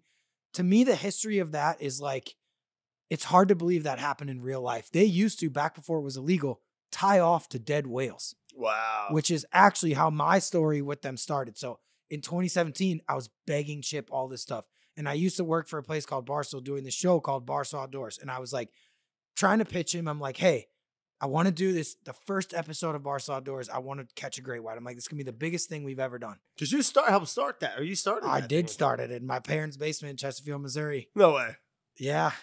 Sounds like another story. Yeah, it's another story. I mean, yeah, it started. I'll never forget it. I can probably say their address now because they moved, but off Conway Road and that at 0 followers. But that's okay. That's a story for another day. Anyways, yeah, that was my baby. That was my first child. That I don't know. It's a long story, but anyways, so I called Chip and I'm like, this is what I want to do. Because in my mind, you're starting a TV show or not TV, a YouTube, whatever. I was like, what am I going to do that no one can ignore? And in my mind, the great white is. To this day, when I was a little kid, it was my dream. He's the tax man. And I used to literally be sitting there reading Frank Mundus books, reading Zane Grey is a hero of mine that I used to read those books when I was a little kid. My grandpa would give them to me. And you'd see these guys with fish bigger than the boat. These giant tiger sharks, giant makos and great whites. And Chip was the first guy. I saw a video of a great white that they caught. And they killed everything back in the day. Back in the day, it was okay. They were like, yeah, you can do that. Luckily, we smartened up and we're like, wait a second. There's way less great whites than there used to be. These are apex predators that it's like a needle in a haystack. Even when there's a lot of them, there might be one for every, however many miles because this is a giant animal. Right. And now, granted, when there's a million seals and stuff or off South Africa, there might be concentrations where there's a lot of food. But generally, it's a rare animal to encounter. So anyways, I called Chip. I talked to him for 3 hours. I'm like, oh, I'm in. And he's gauging everything. Chip's always like, he doesn't trust people. He also wants you to earn the experience where like, he wants someone that really loves it. Yeah, he wouldn't just take some idiot. So I respect that. Oh, Chip is a legend in and of itself. I talk to him weekly now, all the time. He is a character like you've never seen. But so you went off fishing for him then? So I begged him, and for 4 years, he wouldn't take me. I was on the phone for 3 hours with him in 2017, and I missed my family dinner because in my mind, I'm like, oh my God, I'm going to get to go catch a great white. And this is the thing about Chip. He's like, we're going to get you out there. It's incredible. And I'm like, oh, this is amazing. Years go by. And honestly, I've probably told him this since then. I almost started to like not hate him, but I'd see this guy wouldn't take me, dude. Yeah. And I'm seeing these videos and he's posting them and he's catching, he caught I think 16 footer was one. I think that's his biggest right now. And I'm seeing this and I love Chip, but at some point I'm like, dude, get me in the game. You told me I could go 4 years ago. At some point I'm like, dude, screw this guy. So then there was a dead whale that washed up off of Myrtle Beach and was drifting down off Hilton Head, which is a miracle for rest in peace to the whale. Very sad. But as far as placement wise, that's where he runs his boat out of. Okay. So it was about as crazy of a happen. Okay. So when there's a dead whale, South Carolina, you got a dead whale floating. What are the odds? And it's right off where the great white guy lives. Right. And he called me. I was actually right here. What kind of whale? Where we are right now. It was an Atlantic right whale. Yep. Which is very sadly perishing at a unsustainable rate. They're dying a lot and they're enormous. This thing was, I think his name was Cottontail the whale. You can look it up. It's rest in peace. I don't mean to laugh. It's funny his name was Cottontail. But anyways, I shouldn't have laughed at that. Anyways, so yeah, fucked up, Ben. Well, I'm just saying it's funny his name was Cottontail. Like I shouldn't, it was just a funny name. It's like a weird name for a whale. Anyways, I don't know why I laughed. But so then he calls me. I was on the side of a canal in Delray Beach trying to catch a clown knifefish, another invasive species. Classic. That we could catch, we could cook it. Florida, the home of an invasive species. And he called me and said, this is after years. And he goes, we're going 6 a.m. tomorrow morning. This was at like 8 p.m. And you're in Florida. I'm in Delray Beach, not even in the top of Florida. I'm very far down by Miami almost. We're going tomorrow. What a nightmare. And I'm like, oh my God. Shout out to this guy, Mikey Finiguera, my buddy. I called him. Dude, he had all his cameras charged, everything. I said, Mikey, you want to go try to catch a great white? He's like, yeah, dude. I'm like, we're going to have to leave in like 45 minutes. And he's like, yeah. He picks me up. He comes to my apartment in West Palm. I go drive there. We go overnight. It's a scene like I've never experienced in my life. There was 1,000+ pound tiger sharks, great whites, bigger than the tiger sharks. Eating this thing like a charcuterie board. Like I've never seen a scene like this. Multi-species. It was, Brad, there was no shark there under like 11, 12 feet because they would get eaten. Like it's like, it was talk about like a scary. Worst place to jump in the water. There wasn't even like, oh my God, worst ever. These things were gnawing on the motors in the boat because we were near the whale. Like we were like, not anchored because it was like 100 miles offshore, but like we're here and we can see the whale. The oil was, I have a drone shot. There's oil for miles and miles, right? Wow. And they can't tell because the water is basically like dead whale. Like it's like just oil and blubber. They would come up and gnaw on the boat, which talk about something that'll make you a little bit, wake up because you're in 100 miles offshore. If something bad, I mean, that's Jaws. Game over. And that is, like you said, maybe the worst place on earth to be swimming. And they were everywhere. Like I've never seen it. So that day we were filming it so much. We had the underwater camera, all stuff. I hooked one that was like 1,500 pounds that day. What kind of rod are you on? Like a big monster tuna. Chip has these rods that we could probably pull this house off its foundation with. It is like, he tests them with his truck. He'll test them by pulling cars and stuff. Wow. This is the thing about, and some people think, I have friends that are permit on fly. It's like a big Shimano or a big it's like a 130 wide with like, I think the braid might be 300 pound. I mean, the wire's got to be I think it's like 2,000 pound cable. We're using like 25-0 hook. Everything that you've ever seen with fishing, like it looks like joke. It looks like a souvenir shop. Do you know what I mean? Like if you go and get like a hook. The hook's like Moana. Legitimately, it looks like that. I'm not kidding. It's like, it almost looks, I don't know what I'm allowed to say. And he's tested some stuff that would almost be like comical. I shouldn't give away. This is the thing about Chip too. He doesn't like his secrets being told. So I can't say everything. Classic fisherman. Oh my God. I had to sign an NDA. Yeah, you did. Chip makes you sign it, like even to just be able to like maybe go out on the boat. I would do anything for this guy. So anyways, that day we have it on the drone eating this like 50-pound amberjack. It comes off. So Brad, my whole life, this is like my life story. It ain't cheap either. The first time I went out with him, it's like, I'm not going to put his business out there. You can call him and see him, Outcast Charters, but it ain't cheap. This was my own money at this point. This is after I left Barstool. So I'm like, you know, you've started your own business, Right. your own video stuff. It's when it's coming out of your own pockets. Yeah. Oh man, it's tough. Also, there's no guarantee it's going to work at this point. Yeah, you might not catch anything. And you're like, oh, so we didn't catch anything. It was the coolest day of my entire life on earth. But then I'm driving back. I'm like, wait, I still didn't catch one. And it's like kind of this weird feeling. So I went on this odyssey. I went back again, actually yesterday to the day, however many years ago, then did not catch one the second time.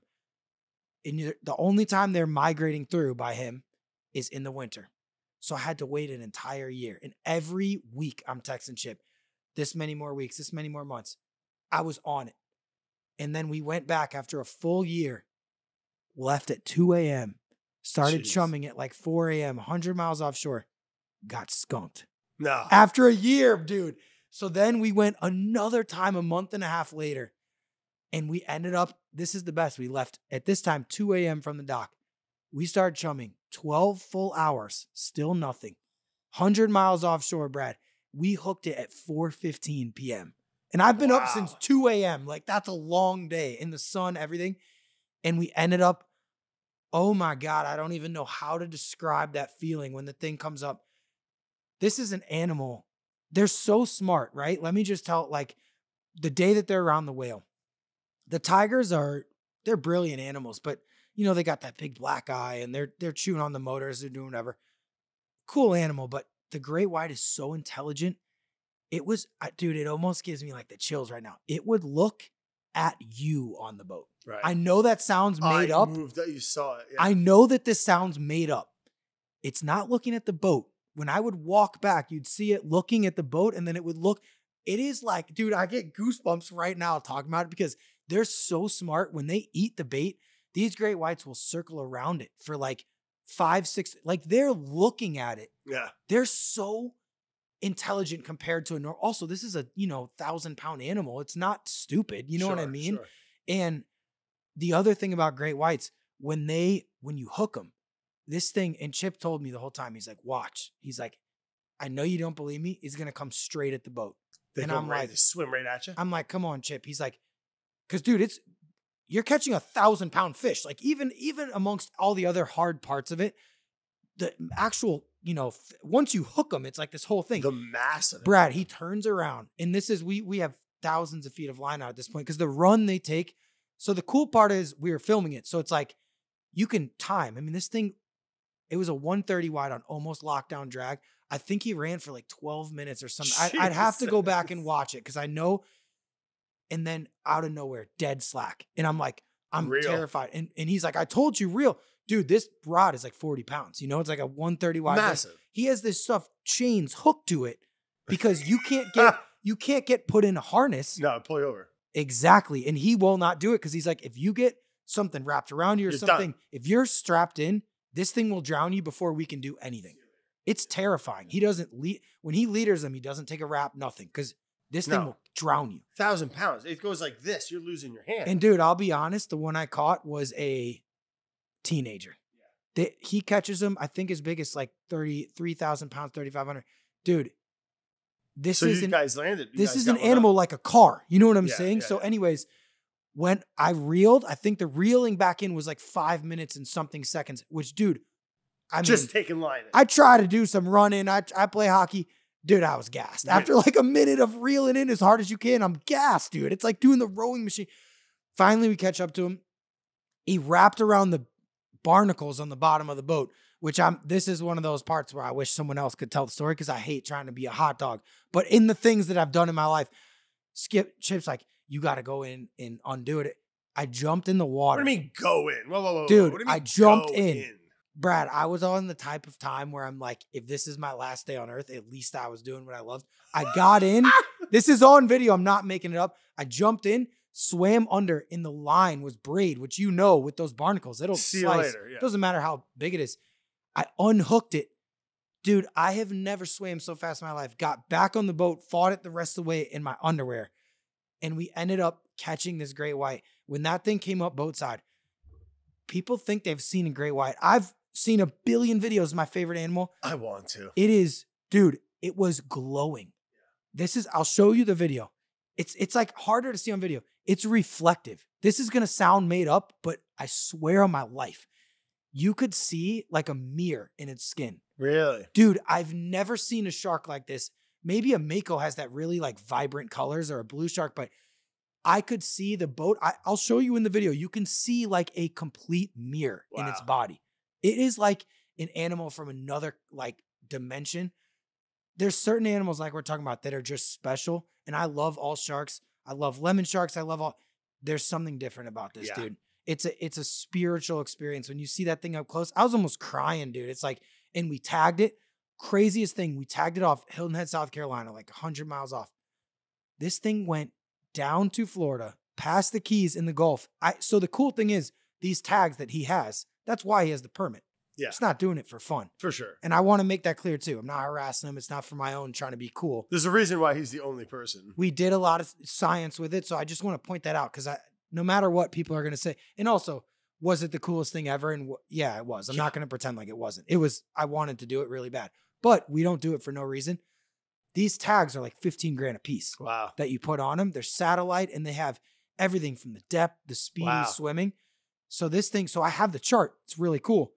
You can see where he pings and when. He went down around the Gulf, went back up to Nova Scotia. Whoa. And then back down to like Jacksonville after that. Just thousands of miles. Dude, in 6 months.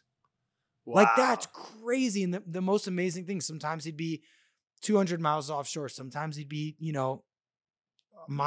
half a mile from the beach. They don't stop moving. It is just such an amazing thing. It's almost like getting to peek into their world, and man, it really is. I can only, I'm speaking for you here a little bit. It's something, man, first of all, thank you for sharing that. That's an amazing experience that I always wanted to. I'm so scared of them. And I do a little bit of spear fishing in some areas where they could, right. There's a good chance I wouldn't even see them. Oh, and yeah. And I'm dressed as a seal, yeah. a seal that can't swim very well. You're a big seal though. Big seal, but that's still, good. man, like before if they want to come touch you, they're just a mouth with no hands. 100%. Even if they don't want to eat you, a touch is enough. And those teeth, it's like, when I saw it up close, like it's literally a knife, like probably, I would say they're like that big. Like it's probably 2, 3, 4 inches. That if someone stabbed you with that one of them, you'd be in trouble. There's a bajillion and they're all this big. It's amazing, dude. That animal, I'm telling you. And the thing is too, like, I don't want to discount every shark when I see them. They're so cool, and they all have their own, like, there's certain things that are peculiar about other, bull sharks I love in the sense that they have this air about them. I think the one cool thing about a bull shark is they really are one of those animals that, when you talk about unpredictability, like that testosterone that gets built up in them and all that stuff, I've had them come and just turn and bite the engines, and they weren't even, you didn't even know they were mad. Like, they have that trigger on them. Twitch. They're incredibly powerful. Yeah. And so I think, like, and I've caught them in fresh water. Like, there's so much cool stuff about different ones, but man, there's a reason why that great white is what it is. It's like world famous. Dude, I gotta talk to Chip. We gotta get you. Dude, you would tweak, man. And Just you're the type of guy he close. would bring out. Yeah. He would like to bring you out, because I think he knows who's like, and I'm not going to name any names or get him in trouble, but he's told me people that he doesn't trust or doesn't. He really protects that experience, and I think that's a cool thing. I think that's a real cool thing, because there's plenty of folks that would just go in there to get, a buzz on the internet. And money. And and I know huge people that have reached out to him that would get him a lot of followers or whatever, and he said no, because he's really protective. You know who else? When I went with Steve Vernell, I remember he was like very protective of the experience, and he wants you to really like be cognizant of what you're doing, which I just like people like that, where it's like, it's not about just followers or internet stuff, or they're doing stupid stuff for, views. And there's a difference. You know what I mean? Yeah, there's a huge difference. And honestly, there's been more of them caught because their numbers are raising up. And I think as more people randomly catch them, people are starting to catch on. And it's an interesting point, because we're not there yet, but we're getting close, where it's like, morally, I mean, it's the coolest fish in the ocean. And I went through the channels. This guy has a permit. However, if I had seen one before and like hooked it, I would have been just as excited, So it's tough to tell someone. I don't know. It's illegal to target them. It's illegal to target them, and but also, what if you catch them accidentally?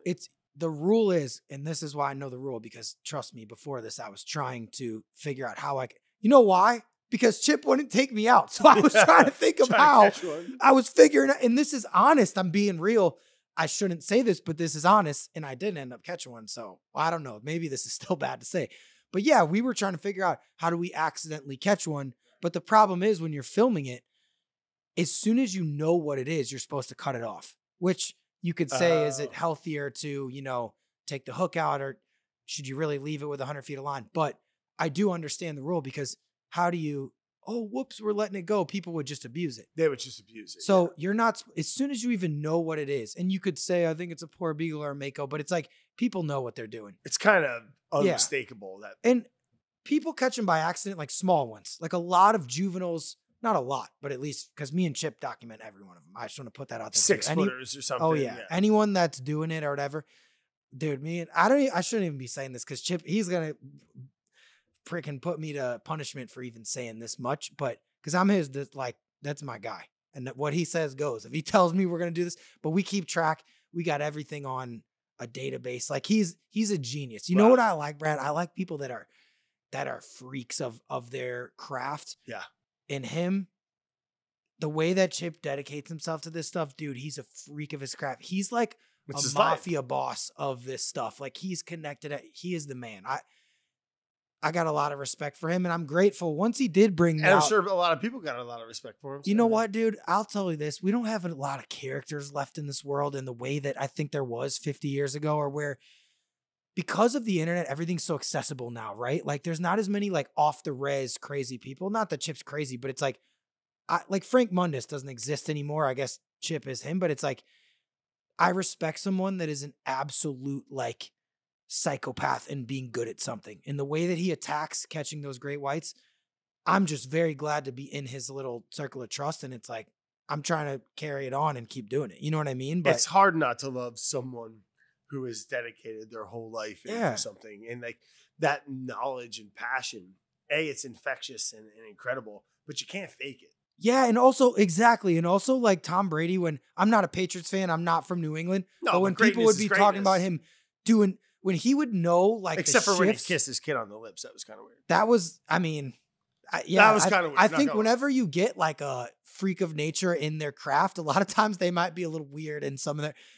I don't know about the kiss on the lips. That was a little. You might want to watch that. He might have been thinking about like the Ravens defense on that, and he wasn't fully even processing it.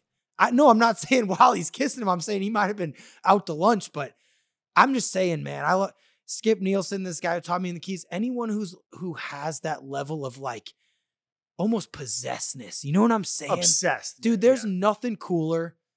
When people say, I know a few people like that. Yeah, not dude, for great whites, but you name it. But whatever. You know what's funny? I don't even care what they do. Right. It's the way they do it like that. Do you know what I'm saying, dude? It's not like they could be making slingshots. If you're a psycho about it and love it. I love like people who are freaks like that, because you know what?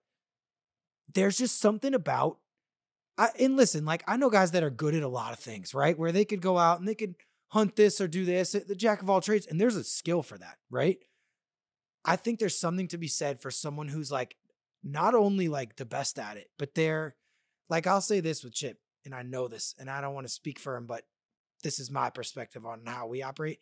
He knows everyone that's trying to catch him. He knows everything, and he wants to be the best. He wants to have the biggest ever. He wants to have the most science of them, most tags, and he's not trying to do anything less than that. And it's not like he would say, oh, hopefully everyone, beats me. No, he wants to be the best ever. And that's how I feel. Like, and I'm not there yet. And you have to know like your awareness. I think part of that is like knowing when you're still the little pigeon that wants to do it. Like, okay, right now, I'm obsessed with pythons right now, and I've been getting way better at it.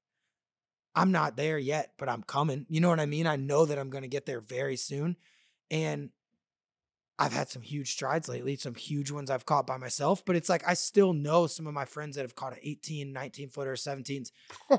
Yeah, and listen, I think there's a reality to it where it's like 18 footer? Oh yeah, and it's cool because like, and I know where he caught it, I know how, so it's like that thing could kill you. Oh my God, and I caught mine. I didn't catch an 18, but a very big one. We'll see. It's coming out soon. By myself. there's something to be said for, and I shout out to Python Cowboy. When he first took me out, I was like, wow, this is so cool. But when I'm doing it with him or with my other buddies, it's like, shout out to my buddy, old Buffet. He comes with me too. It's fun, but man, there's something about going mano a mano with a freaking thing that can kill you. Like, dude, that gets me going, dude. I called my dad after I caught this big last one. It's like, dude, I felt like I had those like when you first open up a Red Bull, how it smells like that felt like my veins. Like I was just like, dude, I'm like, there's something about it, man, And it's like, I think I love snakes and I love pythons and I love sharks the most, but it's like the way I feel about the great whites is I feel like the pythons is that similar thing where there's certain animals, dude, when you see that thing, oh my God, it puts the hair up on it. And the fact that they're out there, like anyone can go catch them. That's what I think's cool about the pythons, right? Anyone in Florida can go. And honestly, there's so many now that I almost selfishly, sometimes I'll be out there and you see so many people are there in your spots. You almost feel like defensive of like, wow, there's so many, even though it's all for conservation and they're like getting the invasives out. But like I said, if you're doing it, some people do it for fun. That's awesome. And it's just fun being out there. If you're trying to be the best ever at it, obviously you're going to be competitive. But there's something to be said for the fact that there's a 20-foot snake out there, 21, something that, they're eating full deer. They're eating bobcats. They're eating gators. Right. Think about everything you said about a gator Jesus. earlier. They're killing a gator and swallowing it with their mouth. That's insane. That's crazy, man. And I don't know what it is ever since I've been a tiny kid. Something like the great white, something like that. I don't know why, like you ever have someone ask you why you like cooking or doing what you're like, I don't even know why sometimes, Right. You know what I mean? Yeah. It's in you, but yeah, I think it's kind of leads up to the question I wanted to ask you, man. And you kind of answered it a little bit and I agree with you, but like you said, you grew up in Indiana. What would you say? No, Missouri, which honestly, if you're not from there, that's all the same to people from outside. I know that. I lived in New York City. No one knows where Missouri is. So that's fair. How'd you get to what you're doing now, man? What was the jump? How'd you get into like, you know what I think it is? Honestly, that's interesting about Missouri and about that. I've thought about this so many times because like, obviously I want to have kids soon and all this stuff where it's like, I've always thought I'm in Florida now. And if I have kids that see giant pythons when they're 4 years old, are they going to think are they going to think it's as cool as I did? Because I just would love my kids to think that. And I think what's interesting about growing up in Missouri is I would read books about these guys.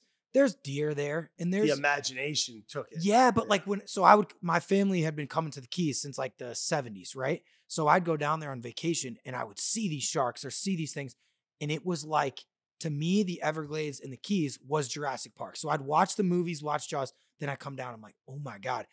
So it's funny. I almost think that supercharged my like addiction to it. Cause I'm like, this is the coolest thing ever. And I could only get it in such a short amount of time. So then I'd read about it. I'd plot. I used to draw charts of like, here's where I'm going to fish. And like, I'd be sitting there, you know what I mean?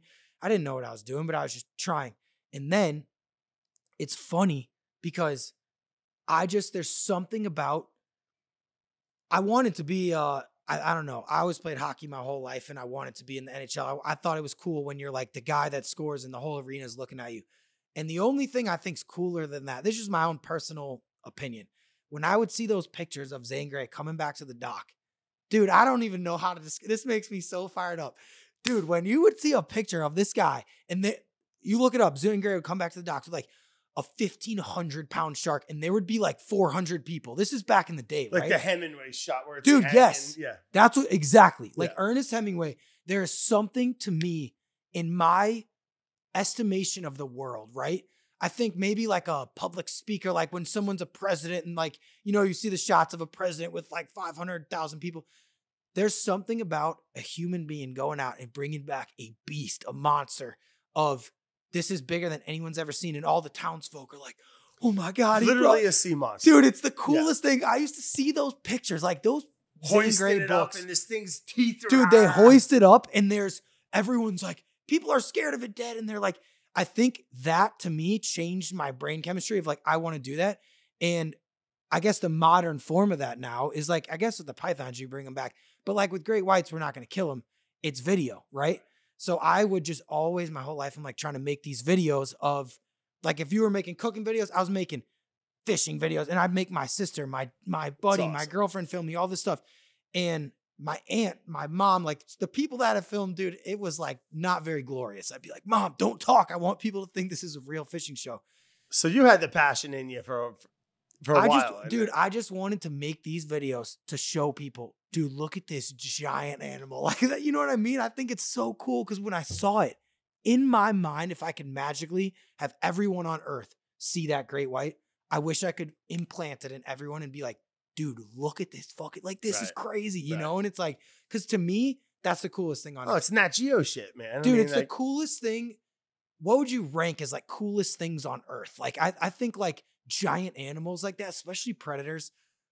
I don't know. Giant animals, volcanoes, just extremities of nature. I would say too, like when I would go, like when I went to Game 7, shout out to the Blues beating the Bruins in Game 7. That there's something about that where it's like, oh, this giant spectacle and someone scoring a goal. And like, I think there's like certain things on earth where there's just like, that's just cooler than anything else. You know, like a fighter jet, when you hear that, like, I'm like, damn, that's so cool. There's certain things, but to me, the number one coolest thing is finding also just stuff that can kill you. Like, that's just so cool, dude. You know what I mean? Like, I guess like a giant heavyweight fight when they wheel the guy in and he's like Mike Tyson coming in and there's 100 guys around him. There's certain things on earth. And to me, being a guy that goes out, like, listen, if I could win the heavyweight championship, I probably would do that too. But that's probably not in the cards for me. Maybe you're big enough. You could have done it. No, it's not in the cards. I'm just saying, I want to be the guy that I'm like, I'm going to go out, just me, and I'm going to catch because you don't always have to kill it. Like, as we know nowadays, I'm not trying to like do this for my own whatever, because I don't want to make it about that. But I want to be the dude that shows people or caught or swam next to, touched. Like, I kissed the great white. To me, now I just want to kiss a bigger one. I want to catch a 17-footer and kiss it and have it be 5,000 pounds. Because you know what? You can't fake that, dude. In the sense of like, when Zane Grey would bring those things back to the dock, when Hemingway, you know, like, there's something about that of just like every single person would come into town and be like, holy shit, that guy brought that thing back. He didn't see it. That's how legends are made. He didn't see it through a telescope. He didn't tell someone. They would bring it back to the dock. And that's for me now. It's like getting a really clear, good video and, you know, whatever. Yeah. Treating it really well. Dude, that shit makes me like, that's when I like am dreaming about stuff. I'm like, dude, this is like, I'm going to get one. And I bet you it happens this year. I'm dialed. I got some stuff. I don't even want to say it because I don't want to tell the people. Some of these pythons that I've been on and we got the system down. Jumbos. I've even told, because like some of this stuff, I should tell people because, you know, we're trying to remove them from the environment, but it's somewhat competitive, like a little bit where everyone wants to be catching the biggest. And I bet, yeah. I don't know how to say it. It's not competitive in general where like I want the public to, you know, we want to get them out of the ecosystem. Amongst me and a few guys that I want to beat in a respectful way. It's healthy. It's competition. Yeah, of course. You want to be the best. You want to make the most genuine, you know, like interesting, fun content of cooking stuff, right? Would you say that? Yeah, man, you want to win. You want to, I mean, it's human nature. If you don't want to do that, I mean, you're just in a different type of mind frame. That's fine. I mean, if you're collecting rocks, red rocks, and all your buddies want to collect red, you know what I mean? Like, you're going to want to find the big, rare, awesome red rock. I'll admit it. When I see someone catch a giant one or something and it's not me, there's a part of me that stings in my stomach. I'm like, and you know what I mean? That's the truth. And anyone who doesn't say that, I used to get, this is messed up and now I'm starting to sound like an asshole, so I shouldn't say this, but I'm just saying this. I love it. It's, I think the competitive aspect too is a healthy, fun part of it. Cause it's like, It's fun. It's like, I'm trying to think. When I think about this stuff, I'm like, what are people not doing? That's because everyone's doing a lot of the same stuff. I'm like, how do I beat these guys? Like, it's fun, you know? And like, and also when it comes to videos, what's a way to video this that no one's doing that's new and fresh, you know? It's like, well, it drives innovation, right? You gotta, it's part of humanity. It's part of what makes us human. And it's beautiful too. I don't think that's a negative thing. I think sometimes people try to act like it's like, you shouldn't say that. It's like, no, dude. Well, guess what? You know what you learn? You learn a lot from winning and being on top, but boy, you learn a lot from losing. Yeah, I've had that happen. You it learn sucks. more. I've had things go super wrong in my life. Not super recently, but a couple years ago. And it's like, man, when you make it through that, oh my God, the fire is so different. You appreciate things different. You know what I mean? And Also, I think now you have like a vengeance almost when you try to do things. When stuff's gone bad for you or you've been kind of like in a situation that you think wasn't right. When things start going right again, oh my God, You appreciate it more. you're coming for people's throats now, in a respectful way, but it's like, you're like, oh, all right, I see what happened. All right, we'll see what happens this time. That's all. You know what I mean? Yeah, heck yeah. That's how I think. I don't know, but it's awesome. I think at the end of the day, I love being out. When I go out in the Everglades or out in the ocean, when I see a rainbow, like a parrotfish at the dock, these things are just so cool. That at the end of the day, it's just like, you could be a tiny kid. You could be in the Middle East somewhere. You could be in Antarctica. Right. Humans inherently, I think they see really cool animals. And that's something that like nobody doesn't appreciate or can't find the time to go, wow, that's cool. That's my biggest thing, Oh, you're right about that, man.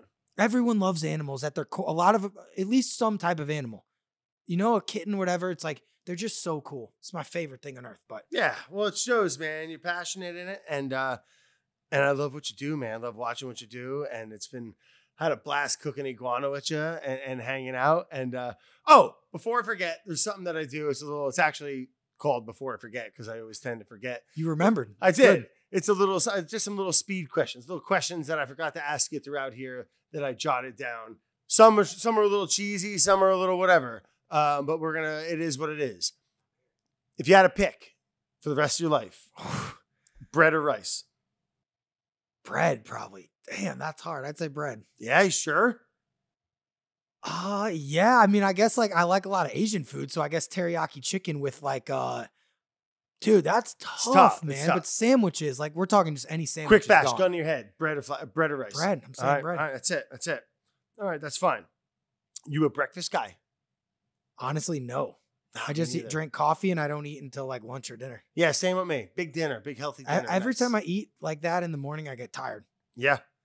What about coffee? How about this? You drink coffee? I drink iced coffee, yeah. Iced? Yeah, it's kind of a weirdo move. I mean, I'm not afraid of hot coffee, but I put a little Chobani creamer, no free ads. We might have to bleep that out, with a little iced coffee every morning. Same thing. Okay, so if you had to pick half and half or milk, you're going... I don't know. I probably milk, honestly.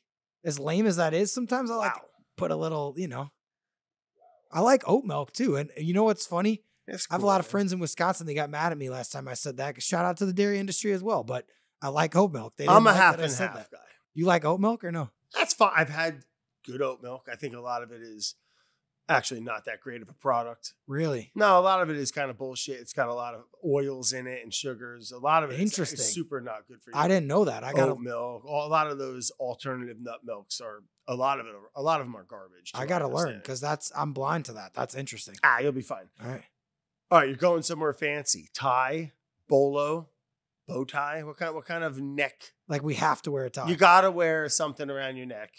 Honestly, I would say the only ever times I've had like a positive experience with it would have been the bow tie, but it's not like a mainstay of mine. But every time I wear it, I feel like that's gotten a lot more hype than anything else. I feel like normal ties have kind of gone out of style a little bit. I'm a big bolo tie. I feel like you can pull that off. I don't know if that's my style. No, you could do it. You would. I guess, great in a bolo tie. I've never really tried one. They're the best.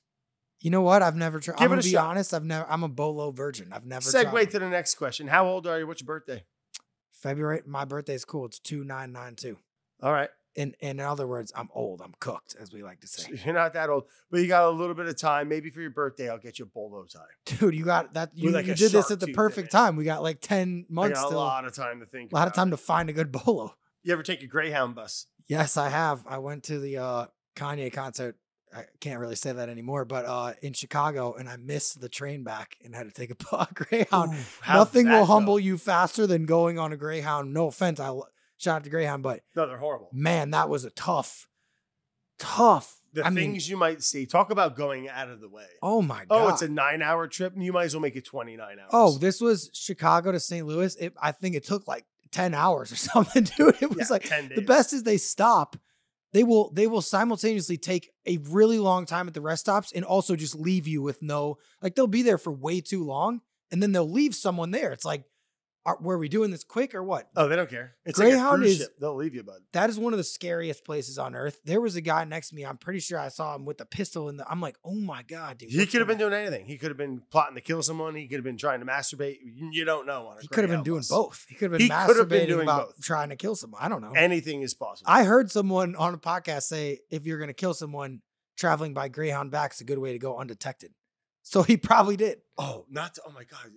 There was a murder that happened a bunch of years ago. This wasn't even that long ago. A handful of years ago.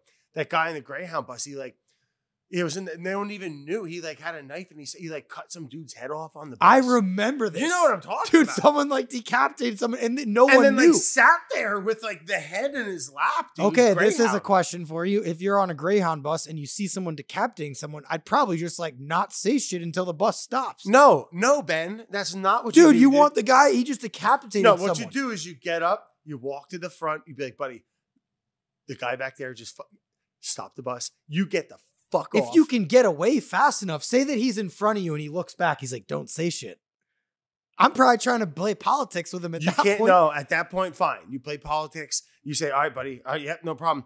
But you can't wait. You're next. He's a psychopath. If you can't had to play rank, his game. Brad, if you had to rank humans that you don't want to interact with, it's someone who decapitates someone on a Greyhound is near the top. I think I might go with a polar bear before that. Jump out the window. You got to get out. Yeah, if I could You got to escape, get out. if the bus was stopped, I'd jump out the window. Maybe if it was under like 30 miles an hour. Or if you're like doing some hero shit, it's hard to say.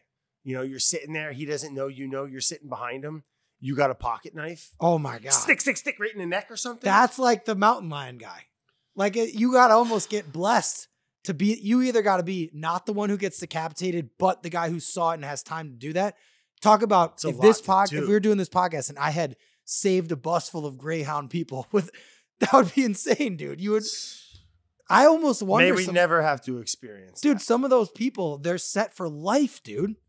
You could go on any show. You could have anything. Yeah, but it's at like the Hawk price of Tuah what? girl. At the price, it's not, Ben. Like, dude, the Hawk Oh, Tuah we're chick, going off the rails. Next question. She made so much money for one thing. If you save someone from a Greyhound or get attacked by a mountain lion and kill it, you're set for life. No, that I'm woman. just saying. Good answer. Next question. You're on a plane, okay? Something silly like Southwest, okay, where you don't I'm get already scared. Yeah, you should be. Where you don't get to pick your seat, okay, ahead of time. I'm a big ahead of time pick my seat. Really? I'm not leaving this shit to chance. You're on a plane. Let's just say it's Southwest. You don't get, first come, first serve. Window, aisle. No one picks middle. But what's your seat? I'm always a window guy. And a lot of times, I don't know why, I feel like I go right side. I don't know why. I'm a right side window guy. Really? I think it's because how I sleep. Like I'm a tray table sleeper and I go. Oh, tray table sleep. Yeah. Interesting. I like the window A for the obvious window, but so I like to lean a little. Yeah. I mean, I would say this too. I don't even understand. It depends if you're with someone. I used to go with my girlfriend. I would go middle because I don't even like the aisle. I feel like there's too much stuff going on. This isn't a question for you. It's more of a statement that maybe you could chime in on. And it's kind of shallow and a little weird, but I've never in my life, and I've flown quite a bit. This is so stupid. I've never in my life sat next to an attractive person on a plane. Yeah, not Ever. really. Ever. Other than the ones you knew. Nope. Well, yeah. Not your wife. I was going to say, I feel like your wife's like, what the fuck? No, I'm just kidding. No, I don't sit No, by I'm her. saying I have. No, that's true. One time we did, me and my friends were on a hockey trip to San Jose and there's a whole volleyball team in the row next to us in front. We talked to them for like an hour, did not get Men's one of their hockey team? numbers. No, Yeah, it was keep a talking. women's. Oh yeah, my boys were. And we didn't get one. We talked to them. We're like, dude, this is the dream. That was the one time we didn't get one. We never saw them again. No. So I might as well have never had. But that was the one time I will say we were kind of fired up. Did nothing with it. We were in high school though, so it's like it's tough to talk to girls when you're just scared back then. Yeah, you know of what course. I mean? I always had the fantasy of like, and not now, I'm a happily married man or whatever, but like when you were younger flying, having some mega babe sit next to you that It's chat. it's a I don't wanna blessing and a talk to curse no though. I one almost feel like anymore. it's like I actually have had like a few times not bad chicks, and I always feel like they're gonna think you're like creepy if you say something to them. Most of the time, probably. Like they're quite literally confined. Like if they're in the window and you're here, and Oh, you're it's like, got to be mutual. So like, man, You going to Phoenix? It's like, yeah, dude, I'm going to Phoenix. Like, I don't know. Maybe I'm too like gun shy nowadays. No, you're in the right place. I feel like you're going to see them on a TikTok. Like, this guy was on my flight. Like, what you don't want to be is the chatty person. Oh, the other person's like, yeah. Oh, yeah. Okay. Dude, I just put my AirPods in and I don't respond. It's like, I've had a lady try to talk to me, and not to brag, but like, she wasn't that hot. But like, I was like, bro, this is a nightmare. I'm in jail. Like, I can't get away. I can't get out. I've told people, listen, I can't talk. I'm sorry. Like, I'm not here. Yeah. I just I'm a window guy. I bring my entertainment. Have you ever had someone know, oh, that's Brad, and then like you're sitting by him?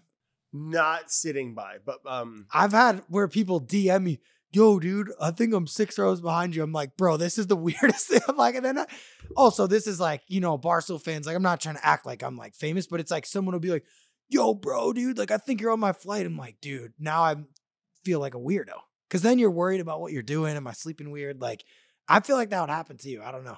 Maybe they just don't say anything. But either way, I'm happy with it all. I think that's going to wrap up before I forget, question segment of the show. You got me. I thought you forgot it. I thought you had another one. Yeah, so it's a fun one. But Ben, where can folks shout out, man? What are you on the YouTubes? You on the Grams? What are you doing here? But I'm on everything now. I'm trying to go on, but we're about to do more YouTube stuff now. But you can find me at Youngpageviews. Talk about. Say it again a little clearer for the people in the back. At Youngpageviews, talk about a name. Sometimes you make a name. You're lucky your name is your name. Yeah, that's how that works. Is that your real name? Yeah, by that. Yeah. That's a luxury that some internet people wish they could have. I mean, I don't know if you need to be remembered, or you picked the name. I made a music video of, there's this guy, Dave, who called himself Davey Pageviews. So I was Youngpageviews, but I never meant to be called that. That was the name of the music video. And that's how you're handled. And then when I came in, everyone started calling me that. It's like, it's kind of my rap name. If you think about it, I don't mean to sound too cool, but I guess it's my rap name now that I think about that. Youngpageviews. Dude, I guess, because that's like the metrics that blogs are, because he would get a lot of page views when you're selling to an advertiser. But now I'm out here catching pythons. Someone's like, what's Youngpageviews? Maybe one of the weirdest things that it's like, I don't know how I got here. But like I said, when I said it's my rap name, it felt a little cooler. So I'm going to go with that. This is why I used to be a rapper. But yeah, I guess just search Youngpageviews or Juggernaut. The YouTube stuff, we're really trying to get into the long form YouTube stuff, a domain that I feel like you're a kingpin in, as they say. Heck yeah, man. I love the long format. And I'm sure what you're going to be making is everything that you've been talking about screams for a good long format. I feel like it's coming back. You've been doing it the whole time, but I feel like it's been coming. You're like, would you say? I feel like it's coming back to long form a little bit, right? Well, the pendulum swing, man. And I mean, there's only, and to each their own, and there's always going to be a place for it. But like those real quick, kind of like TikTok, like put me in a seizure type of videos. They're fun. They're great. But like, you don't, TV is dying in a way. And there's this new world. I like a TV show, the Bourdains, the Dirty Jobs. Give me a 30-minute. Dirty Jobs. Long live long live long format. 100%. And Ben, man, Youngpageviews, check them out. Yeah, Ben Friedman, Friedman. I don't know. This is always the tough part where it's like, what do you say? Youngpageviews. It's like every time I'm gonna have to smooth it out. Maybe not. If it ain't broke, don't fix it, bud. And man, I could chat with you for hours. I'll have to have you back on the show. I appreciate you having me. Seriously. Let's go catch some sharks. Dude, let's do it and let them go. That's my preference. That's it. Yeah, how to get that in. Of course. And heck yeah, man, this was a blast. And thank you again for hanging out and chatting with me, and also bringing that iguana. It was the first iguana I ever cooked. Yeah, and it was a pleasure. I'll say this too. I'm glad to come on your podcast. Thank you to Brad for coming on mine before I even had any idea what I was doing. This is the biggest dude that would come and do stuff with me, so I appreciate that. Oh, thank you. That was a big look. I love that. And I don't remember what we said, so go back and check that one out. Yeah, check it out. What's the name of the podcast? Juggernaut Podcast, featuring Brad Leone. Honestly, that was a great one. I think we did better now, so we're getting better. Our chemistry is building. That's the name of the game now, but yeah. Heck yeah. Well, thank you guys. Thanks for tuning in, and we'll have another podcast coming out next week. So, Ben, thank you again, man, and till next time. Till next time. Cheers, bud. This episode was produced by Brad Leone and Carolyn Gagnon in partnership with Studio 71. It was edited by Kate Brunotts with music by Harrison Menzel.